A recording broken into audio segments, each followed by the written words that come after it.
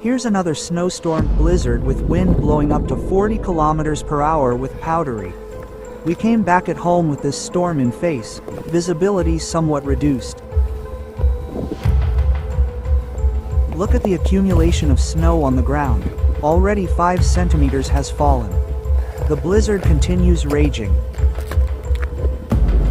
The mercury marks -1 degree Celsius outside. I think this storm will continue raging a great part of the night. If the weathermen announced it for night to come.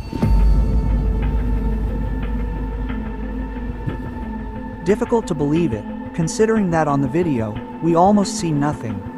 But I was there filming that event. I cannot lie about it. It is stormy. There really is a blizzard.